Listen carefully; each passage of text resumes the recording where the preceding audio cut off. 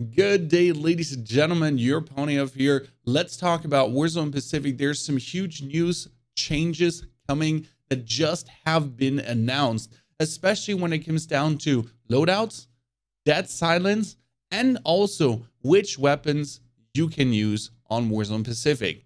Caldera allows you to use all the weapons, just getting the confusion out of the way, because there's a custom LTM mode. This is a special mode like Operation Flashback, where you can then use only Vanguard weapons, and that is meant for people that are new to the Warzone.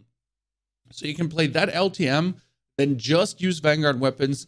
You don't have Modern Warfare leveled up, you don't have Cold War leveled up. You feel like, this is bad, but you really want to play without being at a huge disadvantage, getting the Vanguard stuff in. But you can use, apart from that custom LTM, every single weapon on Warzone Pacific. Now let's go through the notes and see what they have to tell us. There's many things happening. Now setting the theme for Warzone Pacific, because I've always been asking myself, are we going to get a World War II theme? Deep underneath downtown Verdansk, the CIA's most elite task force uncovers a German World War II bunker on August 24, 1984, after dealing with Stitch. Following the sound of a potential intruder within the tunnel system, they find a bunker with intel from a bygone era, along with the familiar voice of Captain Butcher, mocking the task force for their lack of stealth. In charge of the secret British Special Operation Executive (SOE) during World War II, Butcher created multiple special operation task forces, including the original group Vanguard, to ensure the total elimination of Axis forces that escaped following the war. Adler, Woods, Mason, and Hudson stand down to hear the story, one that echoes their mission of eradicating Perseus once and for all, and they learn that it all started in the Pacific. On December 8, we can start into the Warzone Pacific. That is for Vanguard owners, else it's going to be December 9. So if you have Vanguard already, you get in early, but let's be realistic about this. If you don't have Vanguard, just wait 24 hours. I would not buy the game just for the 24-hour early access. That is not worth the money. If you're planning to level the guns in the next 8 days, 7 days respective, sure, do that. You still have some good head start going on. Tip here, level up the LMGs. Definitely going to be broken, as always. This is the new Caldera map. You might have seen it on Twitter already. It is roughly the same size as Verdansk. I think there was exclusive Ace doing measurement, 2,500 kilometers and 2,500 kilometers. It does look smaller, but we have to drop in to see where we're going. Heads up, my landing spots, mines, 100%. Then on L, the sub-pens, I will definitely go for J. That is going to be airfield. And last but not least, one I have my eye on also is D for ruins. And O down here for resort. That's kind of where I'm looking forward to landing the most and have some nasty rotations. I'm just going to avoid K as much as possible. That's like fields. That looks pretty weird. I also do not want to land on B. That's docks up here. That looks weird too. But we'll see where you're all going to be landing. I like that I don't see a huge cluster of buildings. I mean, A obviously has a huge cluster of buildings, but not in the way like downtown was. Maybe N is going to be more towards downtown, and I'm going to avoid N like the pest. But it's good also to see that even if N would be like downtown, N is all the way down there. So essentially with the circle shrinking, mostly it's going to be around E, J, K, F. I mean, probably there's some circles also that are possibly like prison circles ending back here. But realistically, it's most focused like around these like middle areas. So that is plenty cool that all the super high, populated building areas are on the outside. This is, for example, going to be Arsenal, bunch of flat buildings that you can go into, out to. Here's quite a lot of windows that can be annoying. You can actually get up here. You see the ladders. That's quite nasty. So you can climb all the way up in these things, sit here with a sniper, be a nuisance, go down here to loot. This looks very nice. Like what I'm enjoying is the verticality. So you can go down, you can go up, you can go up. There's always like multiple levels of gameplay possible. Obviously, where you can also snipe and camp from. But in general, there's just multiple levels of gameplay. There's the mountain in the distance where you're going to have snipers sitting. So this mountain is kind of like the ATC tower, only that it's actually a mountain. So you're not safe from the top. Airstrikes can finally destroy you. Ooh, industrial docks do remind me very strong of a PUBG part. If you remember PUBG on the tiny island, bottom left side towards the mainland, top right side towards the mainland. There was this dock area too with the crates. You could jump up and loot into and then the warehouses. This actually does remind me of hardcore PUBG, which I love though. This is not like a complaint. I do enjoy this. This is a reworked version of the mines building, also very good.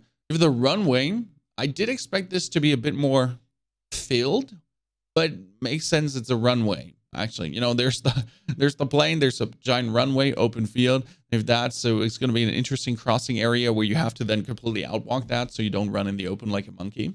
Ruins is everything I've been hoping for. This looks great, especially with the, like, you know, the textures here. That you have the trees really going out. It's not just a ruins, it's a ruins in the Pacific, because it would be unrealistic to have a ruins in the Pacific that's not overgrown and mossy and everything. So very I'm loving the vibe this is setting. This is looking like, this is giving me Sanhok vibes, but only that Sanhok in Warzone was shit, and I hate only that Sanhok in PUBG was shit, and in Warzone it does look so far fantastic. This is my home, this is my castle, the phosphate mines. You can already see the verticality all the way up here, top right. There's a tiny hut. You can look all the way down. Here's another all the way down. Then you could climb all the way up here and position yourself on the tiny platform. You do have this building here, a couple of windows to look out, and then it goes even further down. Beautiful. This is peak I've been talking about. There's the peak of the mountain where you can go up and snipe down from. There's a building inside here where you can also position yourself, but as soon as you go up, you are actually vulnerable. So you can get airdropped. You can get, you know, strike attack. It's not when you're in the ATC tower and you're 100% safe and you just sit in there and there's only one point of ingress and you're definitely going to win whoever attacks. I mean, there's a cart coming here. You can walk up there. You can walk up there. You can probably go up the mountain somehow. So that is definitely peak, but still accessible. Beach hat, Storm of the Normandy style, having like bunker building back here, some barracks, the shooting spots where you can also prone behind. Oh, this is like, I'm just really excited getting a new map, getting to learn a new map. So the excitement about BR is that positioning matters in BRs, but there's so many ways to position. New head glitch spots, new certain, you know, this makes sense to be on the rocks to overwatch the beach and so on. And then where the circle is ending, it matters even more to understand the map. You can go up on this building here too, on both sides. To position yourself there, you can get pushed from the back over these blocks. So much to learn about the map, so many spots, and that's what I'm super excited for. The river village is looking absolutely beautiful with these tiny hedges. So every hedge you can hide behind. You have these tiny huts where could be a Jimmy inside every single time. Probably looting around here is going to be a little bit atrocious. Not sure where the loot is actually going to be. I mean, the loot is going to be in the huts, but it's good loot going to be in the walkways. So where are you going to actually find your boxes? The Clearwater Lagoon with the broken down tower. Beautiful. Like, if I look at the map, this is also very cool. Like, you're going to be really training your eyes here to see when people are traversing through this, because there's a lot of foliage and there's a lot of trees that also give you cover. So you're not running much in the open on this map. It's going to be rather a lot of hidey holes. I hope there's not too much visual noise that kind of freaks the eyes out and you're going to get thrown off. Caldera Terminal. Oh, Caldera Terminal seems like something where I want to land 24/7. That's my train station. Is this the new superstore / train station? That's how it feels. The Agricultural Center. Mini superstore. Also awesome merch. I love that. There's a water tower. You can all the way up. So all the way throughout the map, there seems to be high points where you can overwatch the map. Shark Lair Submarine Pens.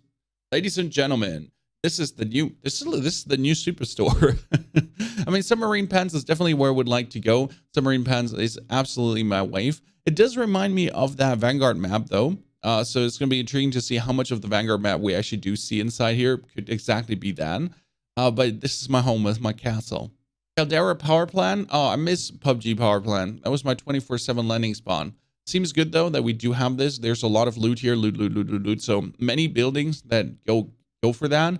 A river, crossover, another one. You can come from up here. Again, verticality from down to up. Caldera Capital City. Beautiful building. 2 stories, probably third one. You can go up here on the roof. Very easy. Maybe all the way in the tower. It'd be interesting. Can you break the windows and snipe from here?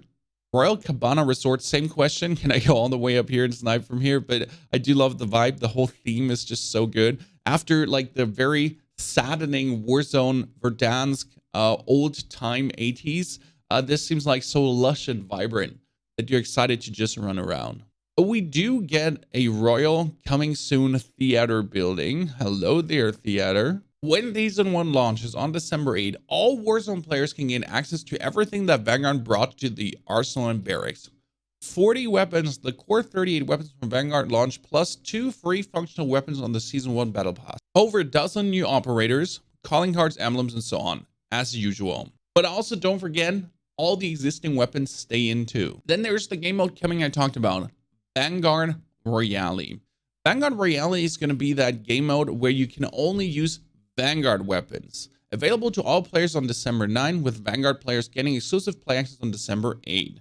Vanguard Royale leads Season 1 feature players rotation with a game mode that puts fresh set of vehicles and streamlined loadout and weapon pool on the brand new map. Specifically, there are 2 major differences between Vanguard Relay and traditional Battle Royale. New vehicles and dogfighting. Fly fighter planes that rain down fire on foes and head for the AA guns to trucks to shoot them out of the skies. There are also other ground-based vehicles, including a squad transport, all-terrain car that will help your squad cut through and around the island. So this is only for the custom LTM, but if you're trying to level Vanguard guns, and there are only Vanguard guns, and there's only Vanguard gun ground loot, a focus on Vanguard weapons.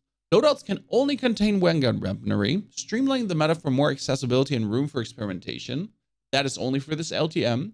Expect all weapons around the island to also be from Vanguard operator. Selection is also limited to Vanguard soldiers, which means the whole ground loot is Vanguard weapons. If you have not leveled up the weapon, this is the mode. Every single ground loot weapon is going to give you weapon XP. Every single loadout is going to give you weapon XP. So everything you do is weapon XP, essentially. That means you land, pick up an STG. You land, you pick up a Sten, MG42, whatever. You land and you get Vanguard weapons. This is the mode, this custom LTM, if you're just looking to level up your guns natively while playing the normal Battle Royale. Circle collapse changes, in-game events, and more.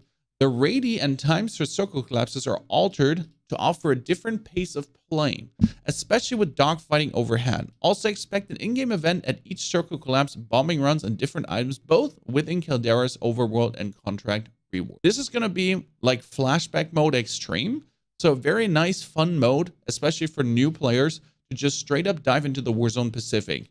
Could imagine this mode to also get double XP at some point. Then we have Rebirth Island, and as far as I understood it, Rebirth Island is going to go away for a week after the launch of Warzone Pacific. That has the interest of you all playing Warzone Pacific instead of Rebirth Island, which kind of feels a little bit bad for the people that actually love Rebirth Island.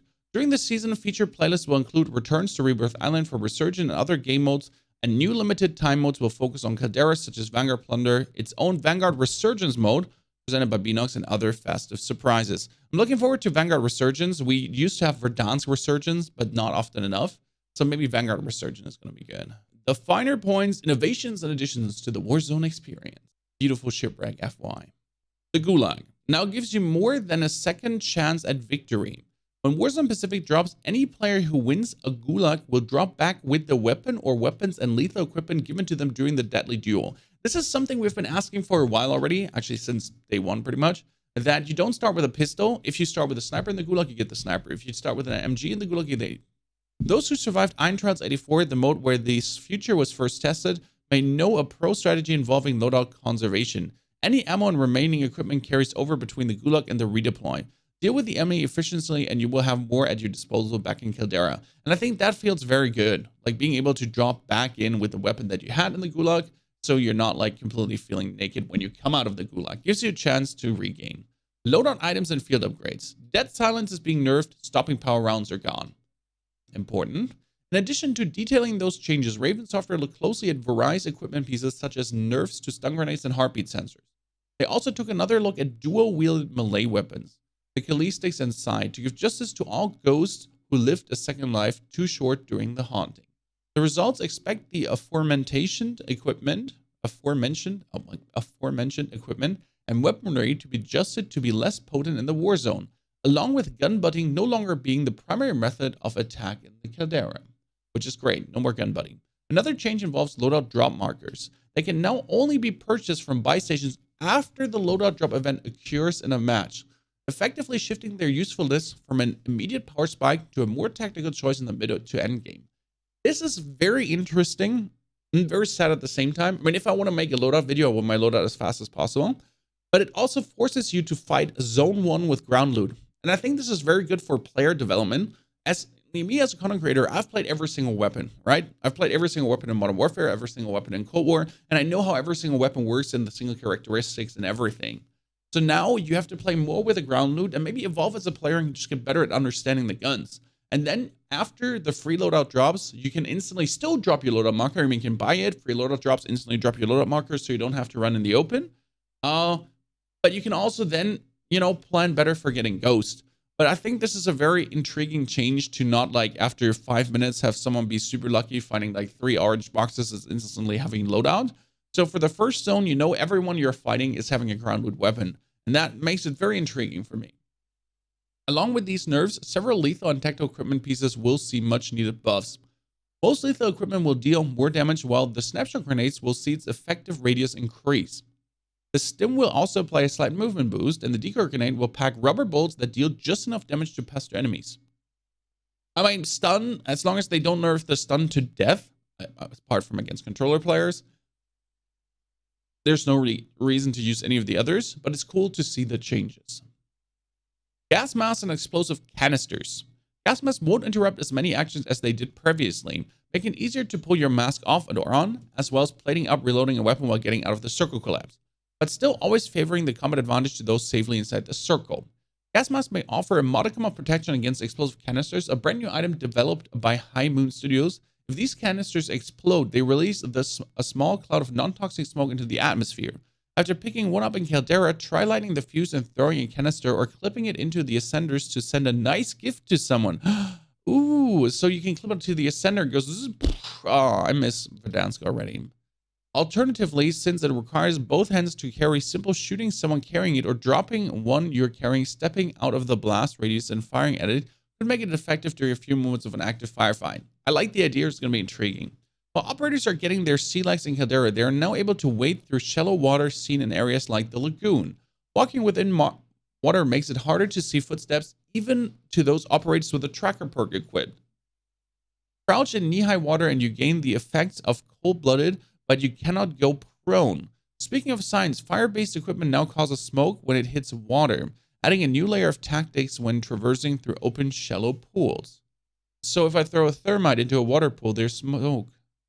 Contracts and public events. During a match, squads can find new contracts to complete, such as the supply drop contract, which airlifts a valuable crate onto the map for anyone to pick up, but only has exact location revealed by the contracted squad.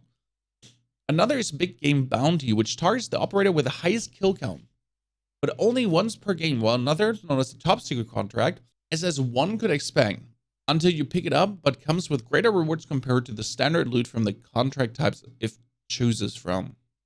As for public events, expect restocks, resurgence from Rebirth Island to come to Caldera, in addition to the cash drop event you may have seen during Operation Flashback. There are also rumors of redacted weapon crates that can appear around the island, which contain the coveted redacted weapon blueprints seen in Verdansk, and armaments extracted from the Meta forward galaxy brains of the studio gunsmith gurus. This all sounds very fantastic, making the game more dynamic, adding another level of strategy, maybe not for the average player, but for the day-to-day player. So that looks so far very promising, and that they put a lot of brain power into what's going to happen and how to take it to the next level. It does feel really like Warzone 2.0 so far. Ricochet anti-drivers are rolling out. Ricochet anti-cheat drivers are rolling out. As part of a Season 1 update, we'll deploy a new internally developed kernel-level driver on PC to assist identifying cheaters in Warzone. This will allow players to focus more on the fun new offerings in Warzone Pacific, as Team Ricochet fights unfair play with the new anti-cheat security initiative. This kernel-level driver is coming first to Warzone and will require for all PC players as of this update. The kernel-level driver will subsequently be released for Vanguard at a later date. Sounds good. Sweep your PCs clean. Format your drives. Get your cheats gone. Don't cheat in general. What do you say, ladies and gentlemen? Does this all sound exciting to you as it does sound exciting to me? I was expecting to read like 5 minutes of mambo jambo blubber blobber, but there's a lot of intriguing changes and good jobs to be done. I do like the loadout change to really give people the minute to get their stuff done, to get their guns, to, fight with ground loot and then get their loadout. Now, a lot will say I need my loadout to play, but I guess realistically, it's only an advantage for everyone. I mean, the early loadout was good for everyone that was good, and especially if you drop with a full four-man team and not with randoms. I think the first minute of no loadout, or the first circle of no loadout, profits the random players that play like as a duo in a quad, or that play like with 3 randoms in a quad, because like random players don't often work perfectly together and take a while to get the money for loadouts, whereas a coordinated team gets them faster. So right now you won't just drop and like 2 minutes later a team with full OTS, you know, Swiss is gonna rampage over you. Feels good. I mean, they're gonna rampage over you with ground loots now. But all in all, I'm very excited for Warzone Pacific. Looking even more positive forward to it. And yes, as of the 9th, you can expect Warzone Pacific content, loadouts, maps, jump spots, where to go, strategy guide, everything. Warzone Pacific is going to be popping, and you're going to have here the source of the best loadouts, coveted, tested, having fun with. Wish you a great, fantastic, good day. Take care. Don't forget to subscribe to find your way back for more, and have a great, good day.